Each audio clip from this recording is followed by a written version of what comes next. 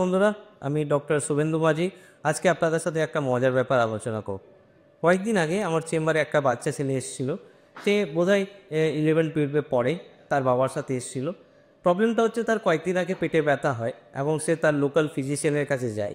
Physician কাছে যাওয়ার পরে তার একটা আলট্রাসোনোগ্রাফি হয় এবং আলট্রাসোনোগ্রাফিতে তার পেটে গলস্টোন বা পাথর ধরা পড়ে। সে আমার চেম্বারে আসে অপারেশনের ব্যাপারে কনসাল্ট করতে। তো যখন আমি ওকে বোঝাচ্ছি যে এইটা এইভাবে হয় সেভাবে হয়, তখন হঠাৎ করে সে একটা অদ্ভুত প্রশ্ন করলো যে, স্যার, আমরা তো খাবার খাচ্ছি, জল খাচ্ছি, সব কিছু খাচ্ছি, পাথর তো খাচ্ছি না, হঠাৎ করে পাথর কীভাবে হলো? বললাম, তাই তো রে, বেশ তো, খুবই ভালো। খুবই অবাক করা কোশ্চেন। তবে আমি তারপরে ওকে বোঝালাম যে কীভাবে পাথরটা হয়। তা আমি ভাবলাম যে এই ব্যাপারটা আপনাদের সাথেও শেয়ার করি, কারণ অনেকের হয়তো এরকম অপারেশন হয়েছে বা হবে, এবং সবার জানা উচিত যে কীভাবে বা কেন হঠাৎ করে আমাদের শরীরে পাথরটা হচ্ছে। মনে রাখবেন, গলস্টোন পাথর বা গলব্লাডারের পাথর দু রকমের হয়। এক রকমের পাথর হচ্ছে পিগমেন্ট স্টোন, যেটা 10-15% কেসে হয়, বাট ম্যাক্সিমাম স্টোনস কিন্তু কোলেস্ট্রল স্টোনস হয়। এই কোলেস্ট্রল স্টোনসটা কিন্তু 80-90% কেসে কোলেস্ট্রল স্টোনস হয়। এই কোলেস্ট্রল স্টোন সাদা সাদা হয়, মাল্টিকন হয়, এবং ম্যাক্সিমাম কেসেই যাদের অপারেশন হয় তাদের কোলেস্ট্রল স্টোনসই বেশিরভাগ থাকে। কেন কোলেস্ট্রল স্টোনস হয়, এবার আপনাকে আমি বলছি।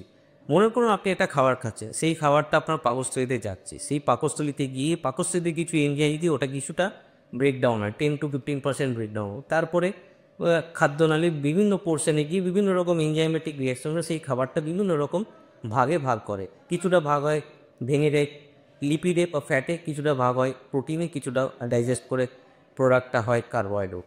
এবার যে ফ্যাট প্রোডাক্টটা, সেই ফ্যাট প্রোডাক্টটা কিন্তু হচ্ছে কোলেস্টেরল। এই ফ্যাট প্রোডাক্ট যখন এই খাবারটা ডাইজেস্ট হয়ে গেল, তার থেকে যে ফ্যাট এন্ড প্রোডাক্ট ডাইজেশন, সেটা হচ্ছে কোলেস্টেরল, এবং সেই কোলেস্টেরলটা পোর্টাল সার্কুলেশনগুলো, আমাদের একটা ব্লাড সার্কুলেশন আছে পেটের ভিতর, সেই সার্কুলেশন নিয়ে এই কোলেস্টেরলটা কিন্তু চলে যায় লিভার। লিভার হচ্ছে আমরা শরীরের এমন একটা অর্গান যেখানে কিন্তু বিভিন্ন রকম জেনোবায়োটিক মেটাবলিজম বা রাসায়নিক পদ্ধতি, যেখানে আমাদের শরীরে যে কোনো প্রোডাক্টকে, কমপ্লেক্স প্রোডাক্টকে সিম্পল প্রোডাক্টে ব্রেকডাউন করে।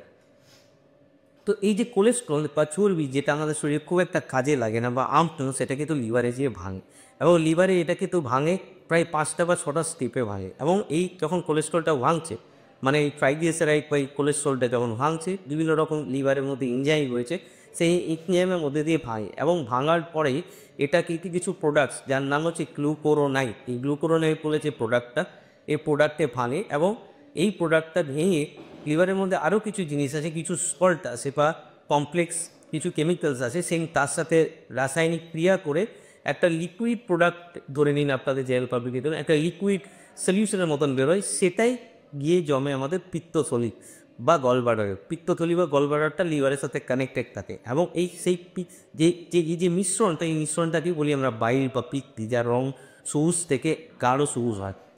এই গলব্লাডারের মধ্যে যখন এই পিত্তিটা জমে, এই পিত্তির মধ্যে কোলেস্ট্রল এবং বাইল সল্টসের একটা কিন্তু নির্দিষ্ট পরিমাণ আছে এবং রেশিও আছে।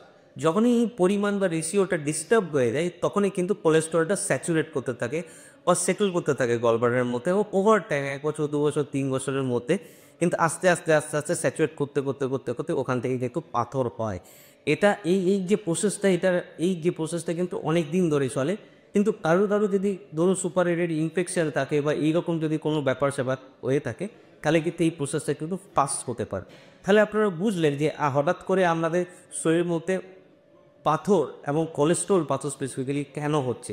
এগুলো কাদের হয়? যাদের বিএমআই লেভেলটা খুব বেশি থাকে, যারা খুব ওবেসিটি, যারা ওবেস, যারা বাইরের খাবার খুব খেতে ভালোবাসে, বা যারা চর্বিযুক্ত খাবারে অ্যাডিক্টেড, বা যারা ইদার 40 ইয়ার্স হয়ে গেছে, বা যারা ফ্যাট, বা যারা প্রেগনেন্ট উইমেন, তাদের মধ্যেও কিন্তু এই গলস্টোন পাথর খুব হয়। তার কারণ এদের মধ্যে এই কোলেস্ট্রল মেটাবলিজমের কিছু না কিছু চেঞ্জেস থাকে। তাহলে বুঝতে পারলেন যে কীভাবে কোলেস্ট্রল স্টোনস হচ্ছে। ঠিক একইভাবে কিন্তু পিগমেন্ট স্টোনস হয়, কিন্তু তার প্যাথোজেনেসিস আলাদা, আমি অন্য কোনো দিন ডিসকাস করবো। আর কোলেস্ট্রল স্টোনস মনে রাখবেন, যদি একবার হয় এবং আপনার যদি পেটে ব্যথা, গ্যাস, অম্বল এগুলো হচ্ছে, আপনাদেরকে কিন্তু অপারেশন করতেই হবে। ধন্যবাদ। আমাদের পেজের উপরে নজর রাখবে, অবশ্যই পেজটাকে লাইক করবে, শেয়ার করবে, এবং আপনাদের মধ্যে যদি কোনো প্রশ্ন থাকে অবশ্যই আমাদের জানাতে পারেন। ধন্যবাদ।